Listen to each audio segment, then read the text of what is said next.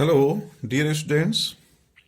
आज हम differential calculus में दो ध्रुवीय वक्रों का प्रतिच्छेदन कोण, angle of intersection of two polar curves क्या होता है और इसको किस प्रकार से ज्ञात करते हैं, यह हम डिस्कस करेंगे।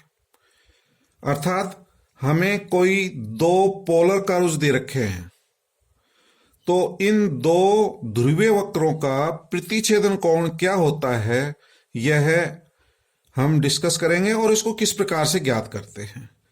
देखिए डियर स्टूडेंट, इस फिगर को देखें। यह हमें दो कर्व्स दे रखे हैं, एक तो वक्र C1 है, एक वक्र C2 है। वक्र C1 को रेड से बनाया गया है और वक्र C2 को ग्रीन से बनाया गया है। तो आपको स्पष्ट नजर आ रहे होंगे दो वक्र C1 और C2 हैं और ये दोनों बिंदु P पर प्रतिच्छेद करते हैं, काटते हैं। यहां पर ये दोनों वक्र जो है P बिंदु पर मिल रहे हैं। ये तो वक्र C1 तथा वक्र C2 बिंदु P पर प्रतिच्छेद करते हैं या काटते हैं। तो बिंदु P पर इन दोनों वक्रों की यदि स्पर्श रेखाएं खींचें तो इन स्पर्श रेखाओं के बीच का कोण ही हमारा प्रतिच्छेदन कोण कहलाता है। तो डियर स्टूडेंट, आप समझ गए होंगे दो वक्रों का प्रतिच्छेदन कोण क्या होता है। जहां दोनों वक्र प्रतिच्छेद करते हैं, काटते हैं, उन बिंदु पर उन वक्रों की यदि स्पर्श रेखाएं खींचें तो उन स्पर्श रेखाओं के बीच का कोण को ही हम प्रतिच्छेदन कोण कहते हैं।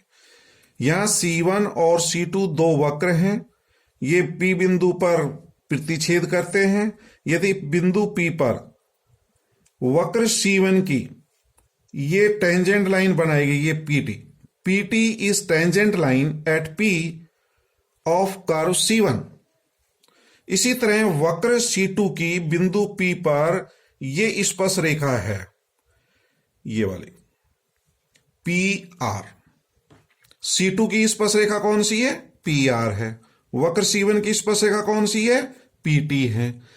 ये दोनों स्पर्श रेखाओं के जो बीच का कोण होगा, ये वाला फाई, इसी को हम प्रतिच्छेदन कोण कहते हैं। तो इस फाई को किस प्रकार से ज्ञात करेंगे, देखिए अब आप। तो प्रतिच्छेदन कोण समझ गए होंगे, दोनों स्पर्श रेखाओं के बीच का जो कोण होगा उसको एंगल ऑफ इंटरसेक्शन यानी कि प्रतिच्छेदन कोण कहते हैं। तो फाई प्रतिच्छेदन कोण कहलाता है। ओपी हमारी ध्रुवांतर रेखा है। यदि पी के कोऑर्डिनेट आर और थीटा हैं तो ध्रुवांतर रेखा ओपी की लंबाई आर होगी और ये एंगल जो है हमारा थीटा है।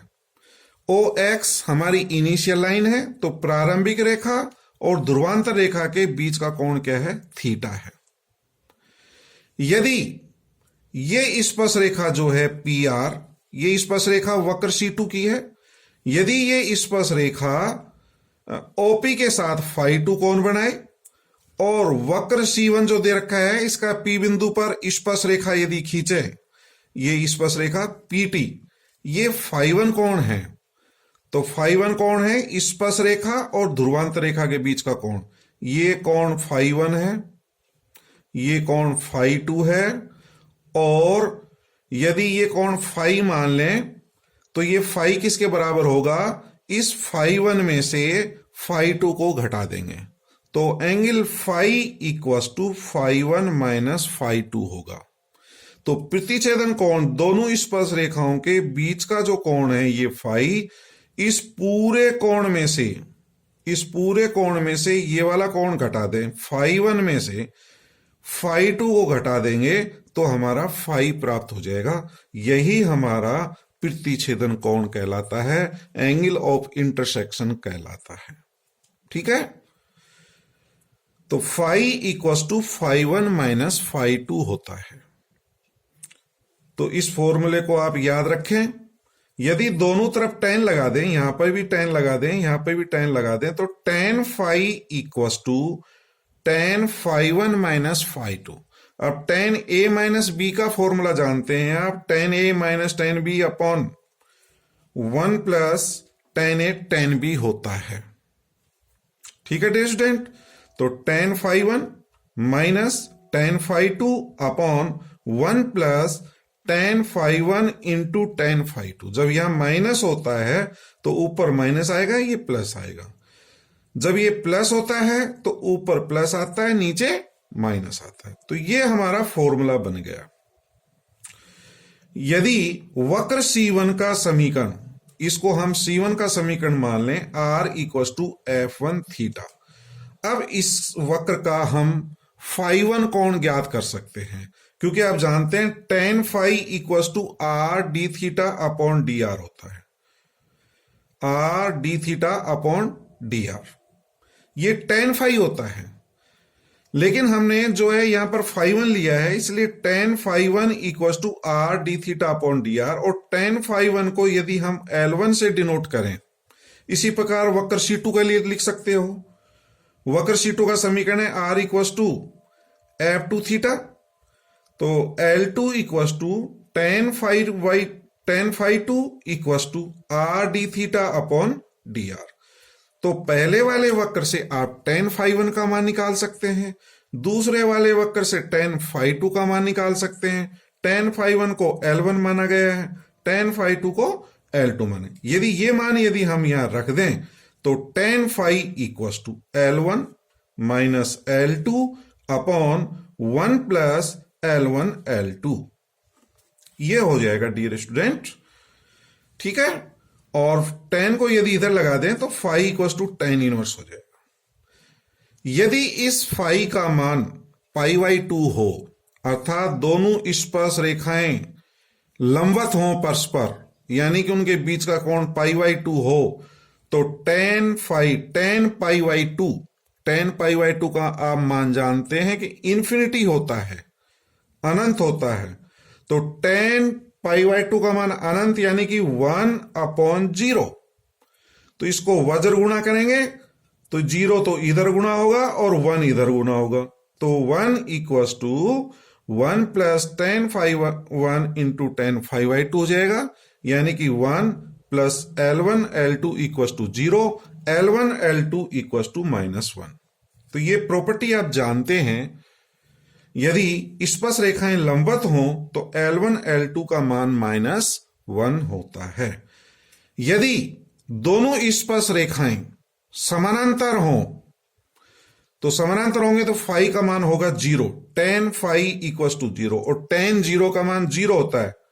तो इसको वज्र गुणा करेंगे तो tan 0, tan φ1 minus tan φ2 equal to 0, tan φ1 बराबर tan φ2, यानी कि L1 बराबर L2 होगा। तो ये प्रॉपर्टी है।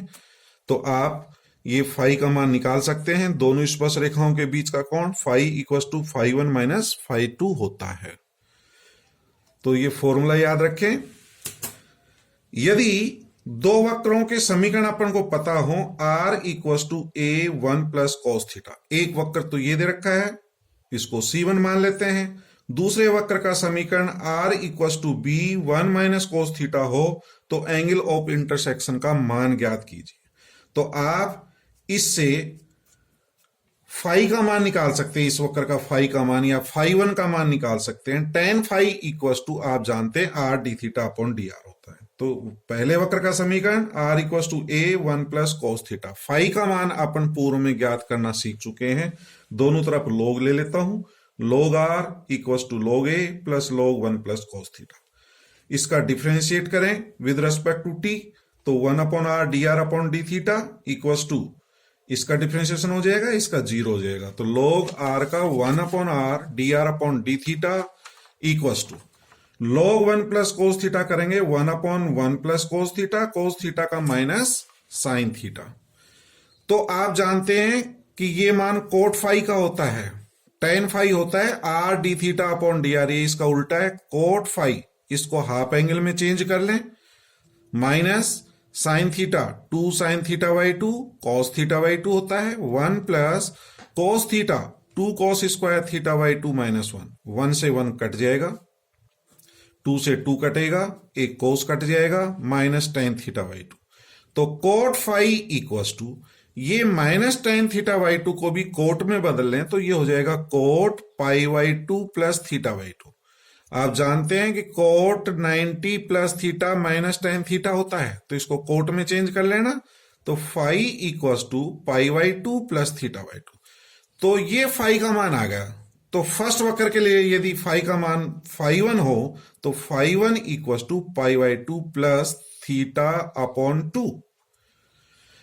पी पर प्रथम वक्र के लिए फाई का मान फाई वन मान लिया और थीटा का मान थीटा वन ले लो या थीटा भी चलेगा, इसको सिर्फ थीटा भी ले सकते हैं, ओनली थीटा। ठीक है डियर स्टूडेंट, आप थीटा भी ले सकते हैं, ऐसी कोई दिक्कत नहीं है। अब इसी तरह से आप द्वितीय वक्र के लिए इसी प्रकार से फाई टू का मान निकाल सकते हैं। R equals to B one minus cos theta है, दोनों तरफ लॉग ले लें और इसका डिफरेंशिएशन करें तो cot phi equals to cot theta by two प्राप्त होगा। तो phi equals to theta by two. तो द्वितीय वक्र के लिए phi two equals to theta one upon two. ये थीटा चेंज नहीं होता है डियर स्टूडेंट, थीटा का मान तो यही रहता है। आप देखिए पी बिंदु पर ये मान थीटा ही रहता है। ये एंगल फाई वन है, ये फाई टू है, ये एंगल थीटा है। यहां थीटा के स्थान पर थीटा वन लिख दिया गया है, ये थीटा वन। आप चाहें तो इसको थीटा रहने दो, कोई दिक्कत नहीं है, परंतु हम जानते हैं phi equals to phi one minus phi two होता है। फाई का मान phi one minus phi two होता है। तो फाई वन का मान रख दें, फाई टू का रख दें, तो ये theta one upon two cancel हो जाएगा, phi equals to pi by two. तो प्रतिच्छेदन कोण एंगल ऑफ इंटरसेक्शन कितना आ रहा है, पाई बाई टू आ रहा है। दोनों स्पर्श रेखाओं के बीच का कोण पाई बाई टू है, 90 डिग्री है। तो इस तरह से आप एंगल ऑफ इंटरसेक्शन निकाल सकते हैं। फाई इक्वस टू दोनों वक्रों के लिए फाई वन का मान निकाल लो, फाई टू निकाल लो, दोनों को घटा दो। ये तरीका रहेगा, ये फॉर्मूला काम में ले लें। ठीक है, तो इस तरह से ये प्रतिच्छेदन कोण निकाल सकते हैं। कल अपने length of tangent, length of sub tangent, length of normal, length of sub normal, इनके फॉर्मूले ज्ञात किए थे। ये फॉर्मूले आप याद रखिए, इन फॉर्मूले का यूज करके आप क्वेश्चन हल कर सकते हैं। Find the length of tangent, normal, sub tangent and sub normal for the curve R theta equals to A. मैंने एक वक्र ले लिया R theta equals to A, इसके लिए टेंजेंट की लंबाई निकालो, स्पर्श रेखा की लंबाई निकालो, अभिलंब की लंबाई निकालो, सब टेंजेंट अध स्पर्शी की लंबाई निकालिए और अधोलंब की लंबाई निकालिए। R theta equals to A दे रखा है, इसलिए R equals to A upon theta. तो इससे D R upon D theta का मान निकाल सकते हैं, minus A upon theta square. तो लेंथ ऑफ टेंजेंट का यदि फॉर्मूला यदि वहां देखें तो ये प्राप्त हुआ था R under root one plus R D theta upon D R का होल स्क्वायर। तो यहां D R upon D theta का मान पता है, तो D theta upon D R का मान उल्टा करके अपन निकाल सकते हैं। यहां पर ये आर स्क्वायर हो जाएगा, D theta upon D R का मान इसका रेसिप्रोकल कर देंगे, माइनस थीटा स्क्वायर अपॉन ए का होल स्क्वायर। तो वन प्लस आर स्क्वायर, इसका होल स्क्वायर करेंगे, थीटा फोर अपॉन ए स्क्वायर। ठीक है डियर स्टूडेंट, इस आर को भी यदि अंदर ले लें तो अंडर रूट आर स्क्वायर और ये r four theta four upon ए स्क्वायर। तो समीकरण नंबर एक से आप जानते हो r theta equals to a है, तो इसकी वैल्यू मैं समीकरण नंबर एक से निकाल सकता हूं आर फोर थीटा फोर की वैल्यू। तो आर फोर थीटा फोर की वैल्यू ए फोर हो जाएगी, A raise to the power four. तो A raise to the power four upon A square, ये कैंसिल हो जाएगा। तो are square plus A square का square root. Length of sub tangent का फॉर्मूला आप देख लें, R square D theta upon D R होता है। D theta upon D R का मान अपन यहां से रख लेंगे, तो are square D theta upon D R का मान minus theta square upon a equals to minus r square theta square. तो आर स्क्वायर थीटा स्क्वायर का मान फिर समीकरण एक से रख देंगे, तो ए स्क्वायर अपॉन ए, तो ये कैंसिल हो जाएगा माइनस ए। क्योंकि लेंथ अपन धनात्मक लेते हैं तो इसकी न्यूमेरिकल वैल्यू ले लीजिए, संख्यात्मक मान ए। तो सब टेंजेंट की लंबाई क्या होगी, ए। तो इसी तरह से लेंथ ऑफ नॉर्मल का फॉर्मूला लगा दें, लेंथ ऑफ सब नॉर्मल का फॉर्मूला लगा दें, D R upon D theta, और D R upon D theta का मान यहां से रख देना, minus A upon theta square. Numerical values plus में आ जाएगी तो ये आंसर हो सकता है। आर में निकालना चाहें तो यहां से थीटा का मान समीकरण 1 से इसमें रख दें, आर के टर्म्स में निकाल सकते हैं। तो इस तरह से आप चारों length of tangent, length of normal, length of sub tangent and length of sub normal निकाल सकते हैं। तो डियर स्टूडेंट, अब यह चैप्टर फिनिश हो गया है। मैंने सभी टॉपिक्स करवा दिए हैं, आप इनकी प्रैक्टिस करिए। Thank you very much.